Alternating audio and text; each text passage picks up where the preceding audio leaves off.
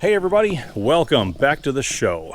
Disassembly of the 1936 Caterpillar RD-6 diesel engine continues, and picking up where we left off from the last episode, where we ended with more questions than we had going into it regarding the condition of the diesel engine. So, very quick recap. We know it has a bent connecting rod on cylinder number 1, as well as a broken piston skirt from a prior hydrolock event that happened before I bought the tractor. So we knew that piston was going to stop well short of proper travel at top dead center. Number 3 looked good, but it surprised us when we saw that number 2 looked like it was also stopping a little bit short of where number 3 tops out. So they're kind of like stair steps. Number 3 is good, number 2 is a little down, number 1's a lot down. So we need to figure out why. In the last episode, quite a few commenters wondered if possibly the cylinder liner on number 2 was sticking up a little higher than the others. I have not measured protrusion, but just giving everything a good look with equal camera angle, I don't think number 2 is any higher than 1 and 3. Certainly not enough to give us the visual effect that we were seeing last time. So I've cleaned the block deck in the areas where I can throw my dial indicator, magnetic base. We're going to use piston number 3 as our reference. Measure how far up it goes, zero it, and then swap that over to number 2 and see what the real discrepancy is according to block deck height, which we know doesn't change. All right, manually barring the engine over. We will run the piston up until, there we are, we're on the dial indicator. So I've already got us zeroed. Let's get there. One more revolution. Now the needle should stop moving at the 0 mark, right there. Now to verify, I'll just push it a little bit more.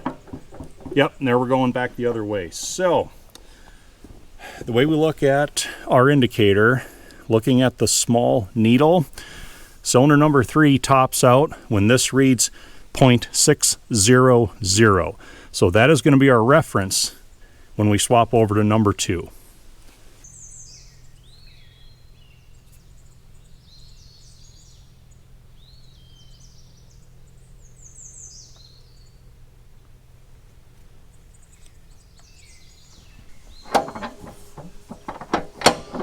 Now we do the same for cylinder 2. We're looking for 0.600 as a center or as a guide. Okay, so here is, that's 0.500. And I think we're topping out. That's about 0.512. Yep, all right, so let's bring it back. Okay. Make sure we get the same. 4, there's 0.5. Yep, 512, 513, and we go back.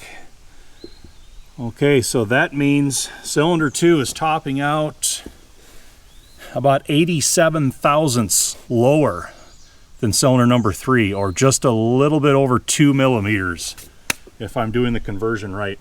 Let's swap the indicator back to cylinder 3, make sure we hit the same 0 and we didn't change. And if we hit 0.600 here again, we know nothing changed with our indicator setup. There's 5. Creep it, creep it. Yep, 0.600. So I'm calling that a good read. Well, there we have our answer, pretty much as I suspected, and on a diesel engine, that is a big problem. On any engine, that would be a big problem, but on a diesel especially so, because that lowers the compression ratio of that cylinder. Diesels use the heat generated from extreme compression to ignite the fuel charge, and they're actually sensitive enough that if you ground valve seats in the cylinder head and actually made that valve sit just a little bit deeper, that can start affecting engine performance. There are specifications even for that. So having a piston that far down, huge problem. So next question is, what's causing that? Do we actually have 2 bent rods? That's what I'm starting to think. But I know you all have been waiting to see the bent rod, the broken piston, all the carnage. So I think on this episode, and also to satisfy my own curiosity, I'm going to try to get these 3 pistons and rods out. As it sits, I think we can manage it. So let's get busy. All right, let's come down here, adjust to the light. There we go. This front cover on the oil pan, I've had this one off before. This is where I found all the broken aluminum piston chunks. We can look right up. There's number 1 connecting rod right there. We also have this other large cover here on the side that we can take off.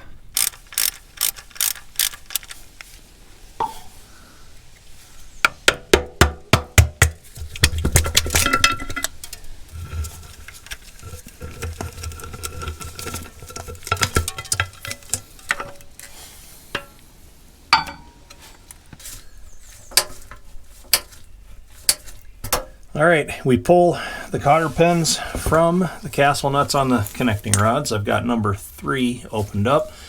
Number 2 is up there. I'll have to roll that one down to access it. But yeah, huge crank throws, beefy crankshaft. It's a very large capacity oil pan. There's the oil pump right there. We have the suction bell inlet screen down there in the bottom. For the most part, pretty clean in here. That's about as clean as you find them. So plenty of access for work. We'll find the wrench for those castle nuts, get those cracked loose, and then work on up to number 2 and then on up to number 1 right through here. So not too bad working. The connecting rod nuts are all 1 inch in size. It takes a pull to get them loose.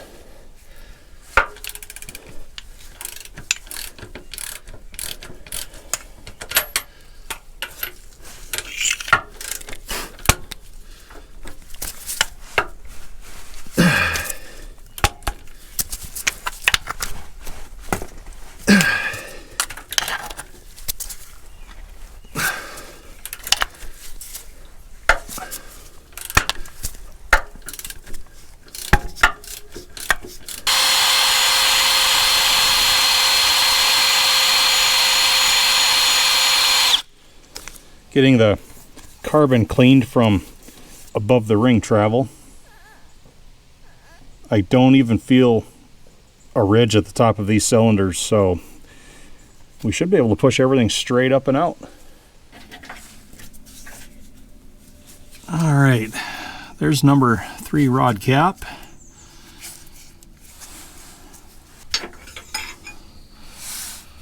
There's the top bearing shell.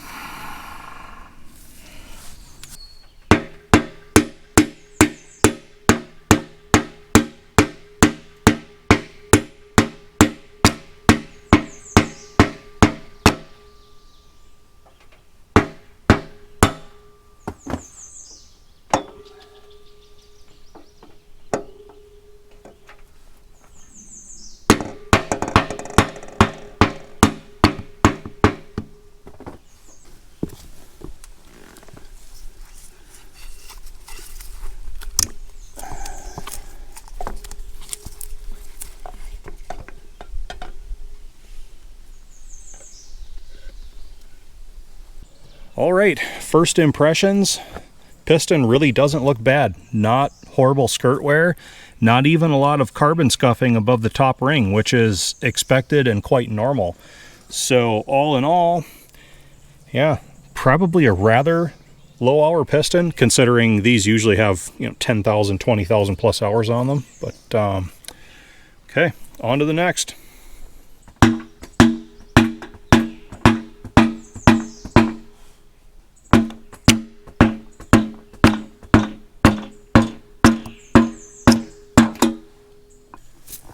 I can tell you already, I don't think number 2 is going to look as good as number 3 did.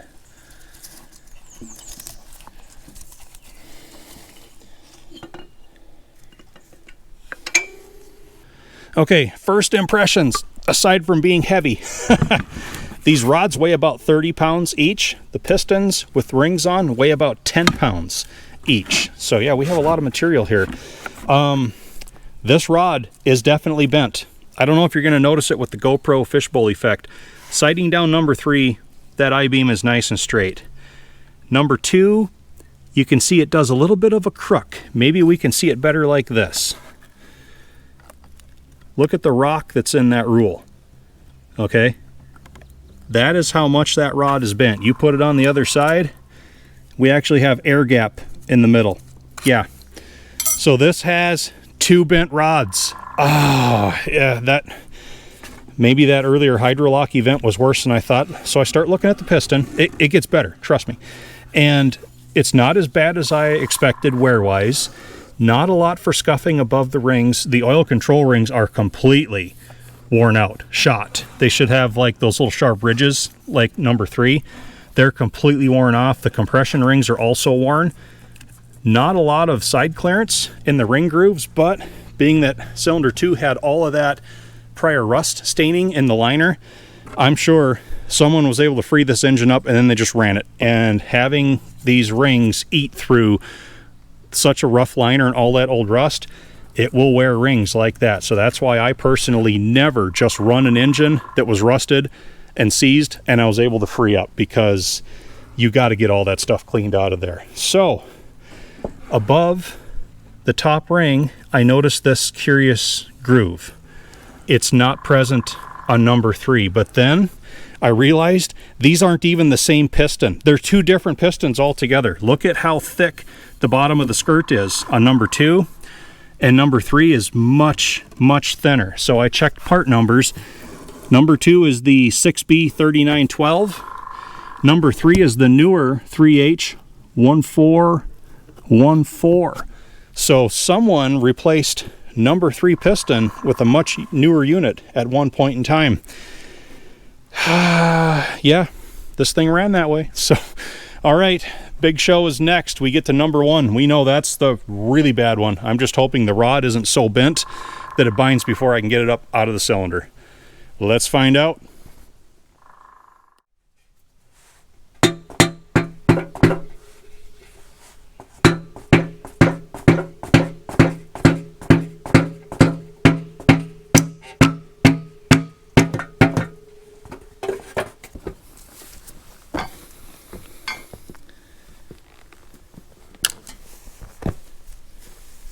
Y'all ready for this?